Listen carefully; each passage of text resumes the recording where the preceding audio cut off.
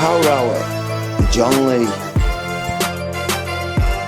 Mr. Jimi Hendrix. There's a guy called Chas Chandler, the Animals. He more or less discovers Jimmy in the sense that he was already famous, had a platform and contacts, and he discovered Jimi Hendrix. And he was so good, in fact, that people thought they wouldn't be able to sell his records because they were technically superior. Became iconic immediately. He was certainly a thinker, a ruminator. Jimmy came into that with a tremendous amount of talent and colour and power and flavour. Ignore me.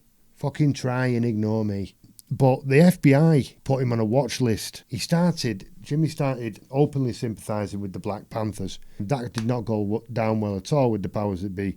Jimmy decided to predict his own death. 3 months before his death, he was saying that he was going to die. And he was right, because he was found dead. And there's a woman on the scene called Monica Danneman whose story is full of holes, because she says that she found him in bed fully clothed. Again, the ambulance guys, they testified, or they gave an interview, or they gave statements saying that she wasn't even there. They arrived and he was on his own. Jimi Hendrix, and you don't forget finding a dead Jimi Hendrix. Jim Morrison, that he was a poet and he used to read really deep, heavy, acquired taste poetry and love it. You know, the framing of his face with his jawbones and all that. He was just a really, really handsome guy, because he became a massive star, world class. He started to sabotage his image. He got fat. He grew a beard, and he still looked good, pretending to get his dick out on stage. And they went after him and made it into a big deal.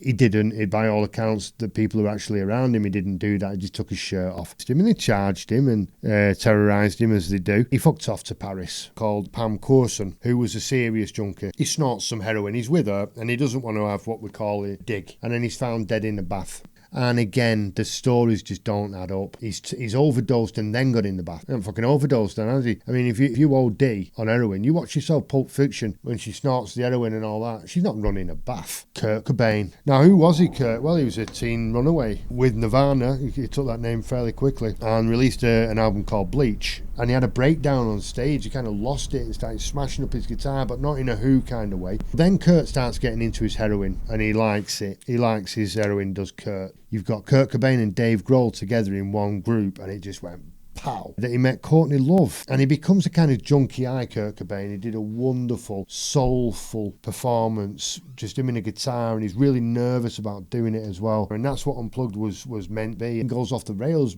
pretty much straight after that. And then he kills himself, right? He took an overdose of heroin, then he shot himself. He blasted himself with a shotgun. Just taking off gear to kill yourself, which he did. Otherwise, it wouldn't have been an overdose, would it? And he fights that off so he can lean over and grab a shotgun and turn it round before he falls asleep and manage to shotgun blast himself.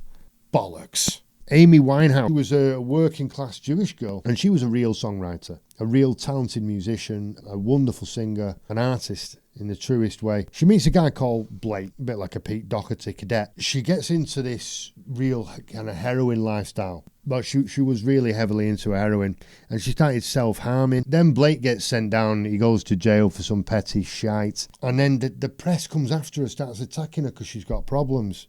You weasels, you dirty little bastards. She won the 5 Grammys anyway, because she just completely owned the music scene internationally at that point and smashed it. And she'd had a lot of problems, but she got herself together, you know. That's when the writing was on the wall. You could see that she wasn't there. She wasn't writing the head at all. And that was disgraceful. You can't wheel somebody out like that. Until she was found dead in Camden. Tragic. She's so talented. I really do blame society. I blame the modern culture that we live in. Blame the paparazzi and the press and the media and all those dirtbags and the record companies and everyone involved.